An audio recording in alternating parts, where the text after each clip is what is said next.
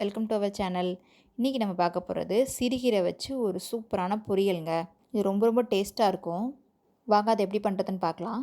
இந்த சிறுகீரையில் நிறைய பெனிஃபிட்ஸ் இருக்குது.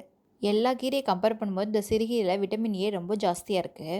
நான் இன்றைக்கி 2 கட் சிறுகீரை வாங்கி அதை நல்லா குட்டி குட்டியாக சாப் பண்ணி வச்சுருக்கேன். அடுத்து அடுப்பில் ஒரு பாத்திரத்தை வச்சு அதில் கொஞ்சம் எண்ணெய் ஊற்றிக்கோங்க. இதில் கடுகு உளுந்தம்பருப்பு போட்டு நல்லா தாளித்ததுக்கப்புறமா கருவேப்பிலை போடுங்க. கருவேப்பிலை நல்லா பொரிஞ்சதுக்கப்புறமா நான் இதுக்கு சின்ன வெங்காயம் எடுத்து குட்டி குட்டியாக கட் பண்ணியிருக்கேன். கீரை பொரியல் பண்ணும்போது சின்ன வெங்காயம் போடுங்க, அது ரொம்ப டேஸ்ட்டாக இருக்கும். இந்த வெங்காயம் நல்லா வதங்கட்டும். அடுத்து இதுக்கு தேவையான பச்சை மிளகா, நீங்கள் உங்கள் காரத்துக்கு ஏற்ற மாதிரி அட்ஜஸ்ட் பண்ணிக்கோங்க பச்சை மிளகாயை. இந்த பச்சை மிளகா நல்லா வேகட்டும். அடுத்து இதுக்கு தேவையான சால்ட்டை போட்டுக்கலாம். இந்த வெங்காயம் இந்தளவு நல்லா வதங்கினதுக்கப்புறமா ஒரு சின்ன சைஸ் தக்காளியை குட்டி குட்டியாக கட் பண்ணி இது கூட போட்டு நல்லா வதக்கிக்கலாம். தக்காளி நல்லா வதங்கணும். தக்காளி வதங்கிறதுக்கு ஒரு மூடி போட்டு வச்சிடலாம். அப்போ தான் தக்காளி சீக்கிரமாக வதங்கும். இப்போ ஓப்பன் பண்ணி பாருங்கள், தக்காளி நல்லா வதங்கியிருக்கு.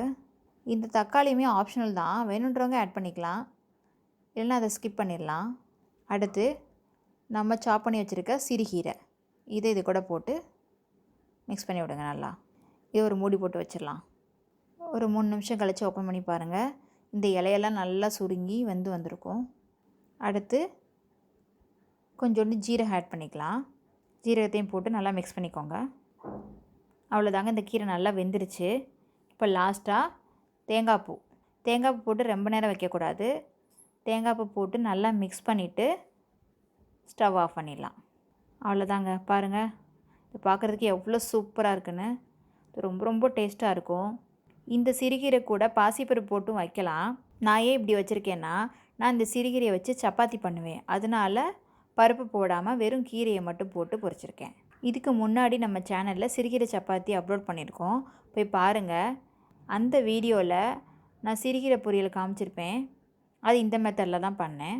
அவ்வளோதான் ஃப்ரெண்ட்ஸ், ஒரு சூப்பரான ரொம்ப டேஸ்ட்டான கீரை பொரியல் ரெடி ஆயிடுச்சு. இதை நீங்களும் உங்கள் வீட்டில் ட்ரை பண்ணி பாருங்கள். நம்ம சேனலை மறக்காமல் சப்ஸ்கிரைப் பண்ணுங்கள். Bye friends.